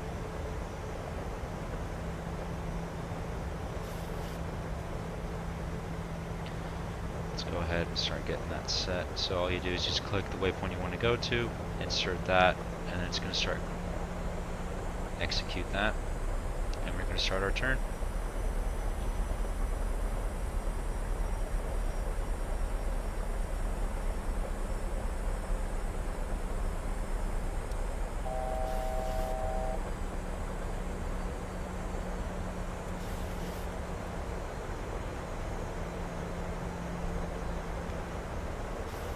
I'm going to play in the PC in the next year. I highly recommend it, and I hope you get a really good PC. You can also look at my specs. I have it listed on the video description too, if you want to get like kind of a heads up, kind of like an idea of what I'm using. And I feel like the set that I have has just been perfect for what I'm using.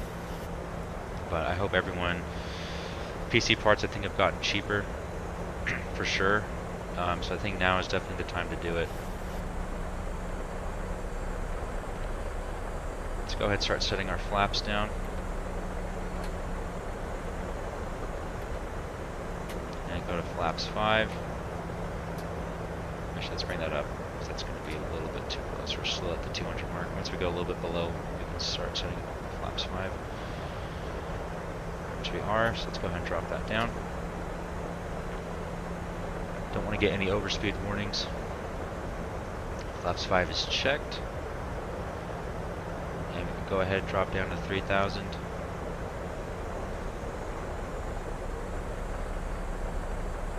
And just wait for the approach to pick it up.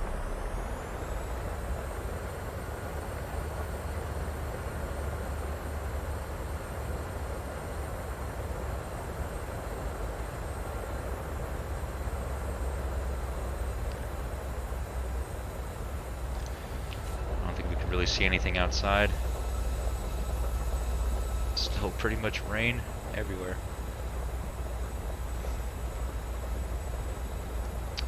For the PC that I got all around, I got it for just a little bit around, I think it was 1100 to 1200, which for the parts that I got is actually a really good deal. For getting a medium to high-end PC, I think that was definitely a good deal for sure. I mean, especially in this market, can't argue with that. Fish guns came just at the right time. I hope everyone's doing good right now. Let's see, we're about to start setting up. We'll hit approach and let's go ahead and start bugging down to our VREF speed. And we'll start going through our checklist. Let's go ahead and hit the approach mode now. ILS is captured and we are now on the path. So now let's go through our checklist now and we can start bugging down to 132. Drop our flaps a little bit more. Let's see, speeds are in limit. Speed brake is armed, which is checked. Approach mode is set. Glide slope is alive. And we'll go ahead and set our gear down. As we get a little bit closer, we're still about 7 miles out.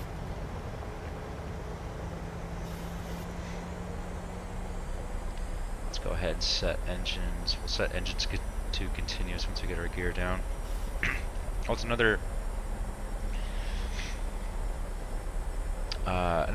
important thing is always set your landing gear down before you hit flaps 15, otherwise you're going to get an alert in the cockpit, and it's really annoying once you start hitting that. So let's go ahead and drop our landing gear.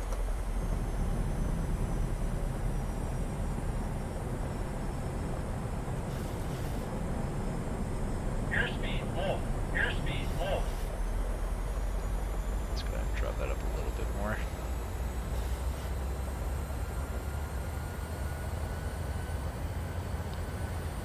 Don't want to have a stall in the final. Alright, gear is down. We can go ahead and drop the other set of flaps. Basically going all the way down to flaps 30. Starting seeing the ground a little bit here. Go ahead and set engines to continuous.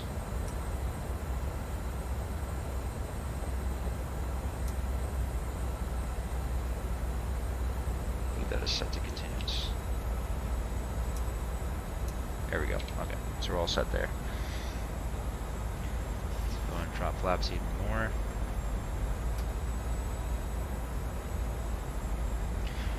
Flaps 25. Go to flaps 30. And now we can bring our speed down to 132.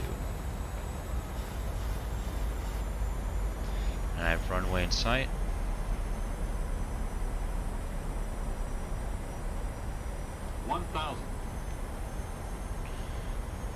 Go ahead and disconnect the autopilot in just a second, making sure everything's all set. Flaps are set, autopilot, and everything is set. Alright, I will take control now.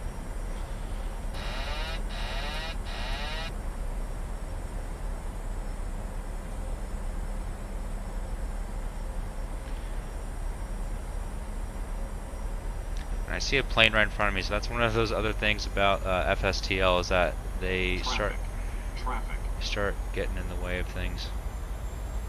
Also, I'm going to get a traffic advisory, but I do see the plane. It is very bumpy coming in. 500.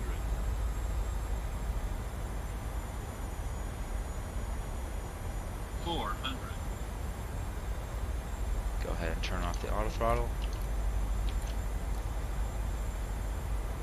Approaching minimums. Check. 300. Minimums. Continue. 200.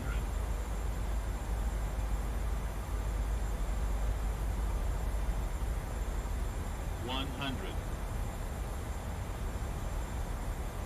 50. 40. 30. 20. 10.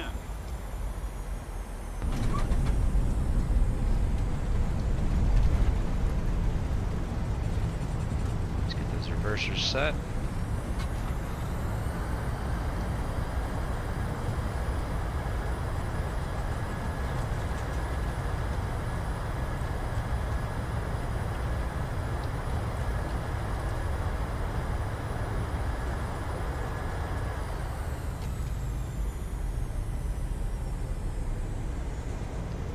Alright. Let's get off the taxi. Get off the runway there.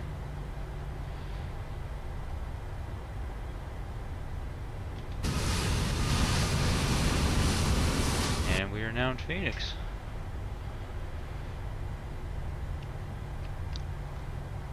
I think I need to adjust the landing shake, because I notice when I come in for landings it does bounce a lot. So that is one thing I do need to change. And then we can go ahead and clean up the aircraft here.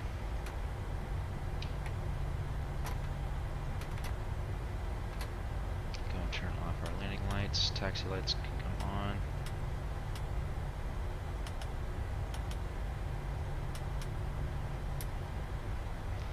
Alright. And I would say that was not too bad. Obviously, really nice weather coming in. And everything else is looking good. We can go ahead and turn this off to standby.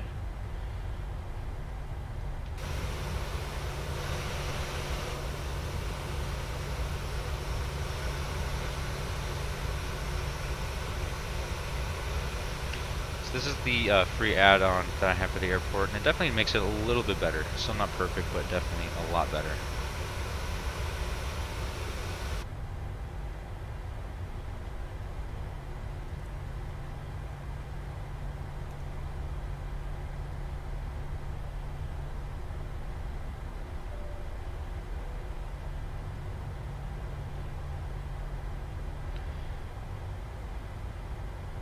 Let's go ahead and go taxi to a gate.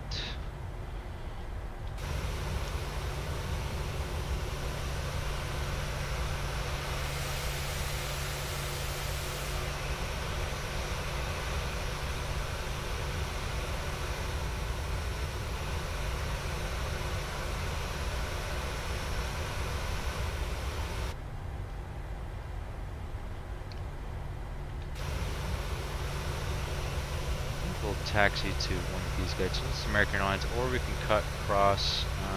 Just cut across here and go over to the Southwest terminal on the other side.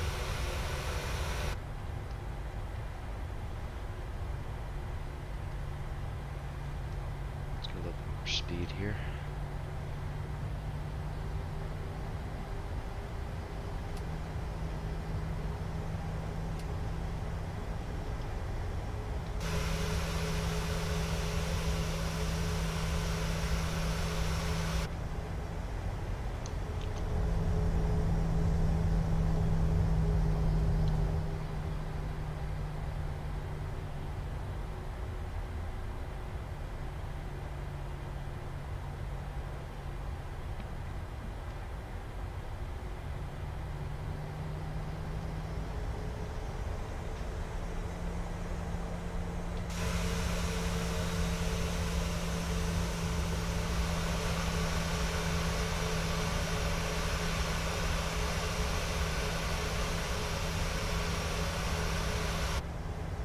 It will be nice once they come out with that add-on.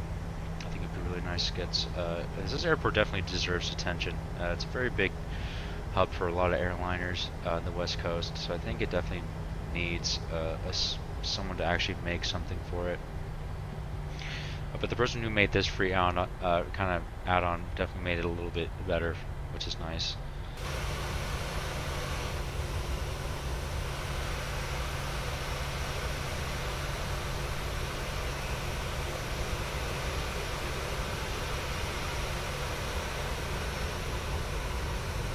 Delta terminal over there, the Southwest terminal is over here.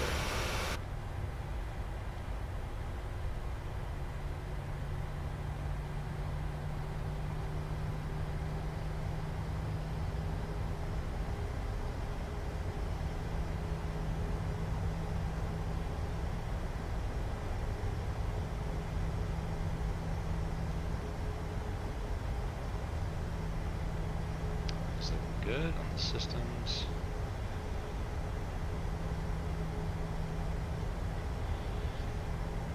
definitely will be doing a little bit more flights with the PMDG. If you guys want to see it a lot more, let me know. I know I did a poll earlier that asked people if they prefer Airbus or Boeing, and I think a lot more of you voted for Airbus.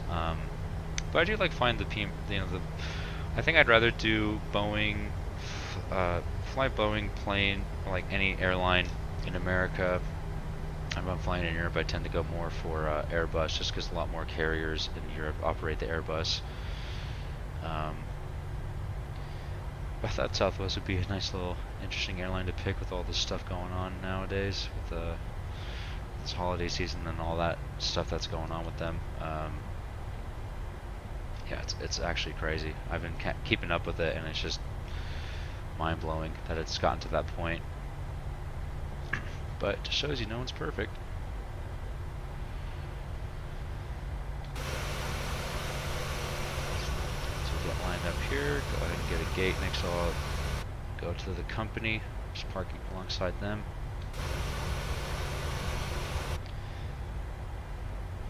And flying from Phoenix to Burbank and Burbank to Phoenix, they would always operate the 737-700. I've never seen them operate a 737-800. Every time I've flown Southwest going from those points, it would always be always a 700. I don't think I've ever actually been in the 800 variant. I've always just been in the 700.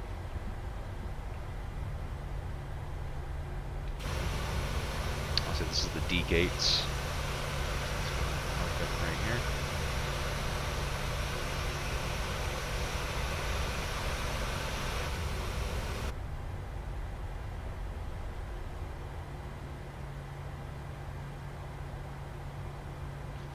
Let's go and turn our taxi light off.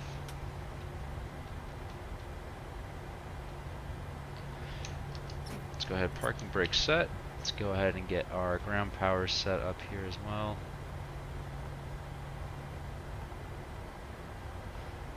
Get those set, and then we can go ahead and request ground power.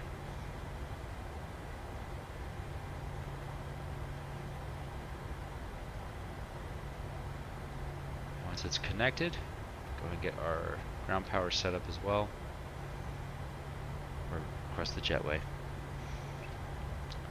Ground power is connected, and let's go ahead and let's go ahead and go to after landing. So let's do switch to ground power, and we can go ahead and turn engines off.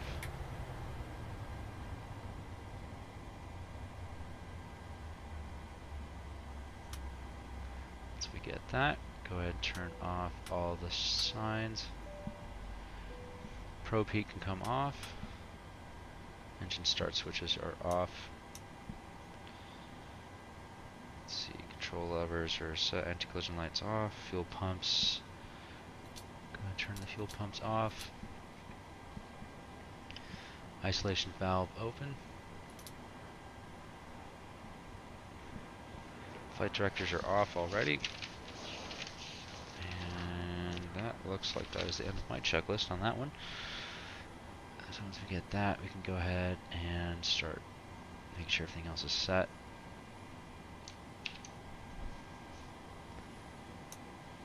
Switch to ground power. Go ahead and turn the window heats off. The damper can come off.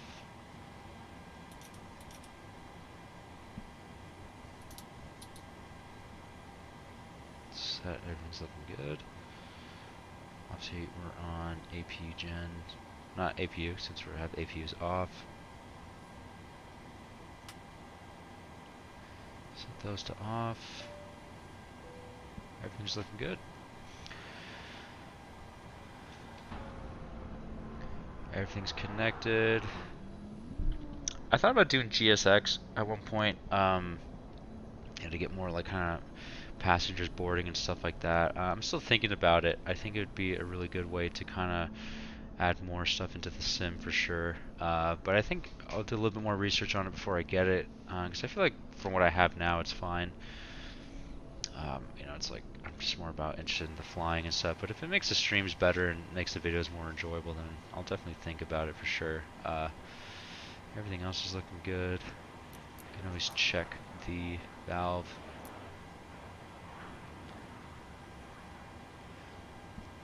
think everything's, yeah, I just love the everything about this, all the little systems on it.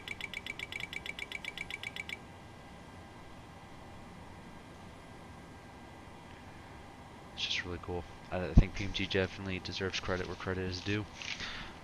Other than that, I think that is gonna do it for us. And obviously, I have the 2 videos lined up. So I did this one because I think you guys wanted to see it first, and then I think the next one that I'm going to be doing is San Jose to Los Angeles, and that will be with the same plane, the 737-700.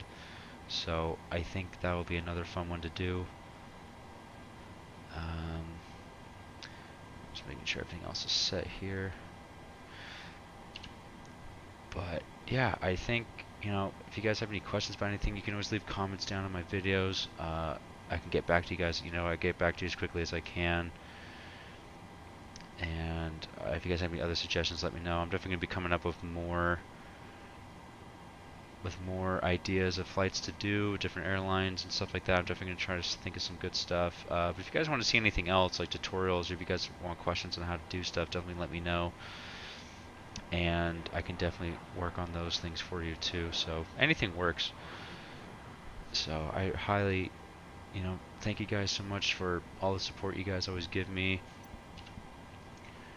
really means a lot, and you know, I'm happy that I can do all this stuff for you guys and get where I want to be from all of you. So I definitely appreciate it. But yeah, if you guys have any other ideas or anything, just let me know.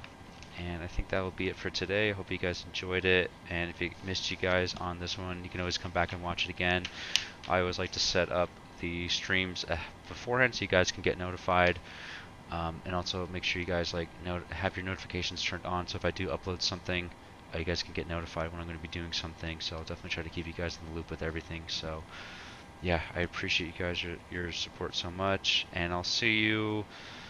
I think I'll be doing the flight sometime next week for sure. I have a little bit more time in my schedule next week, so maybe might try to do that, the San Jose to Los Angeles for sure, and then maybe I'll try to get something else set up for sure.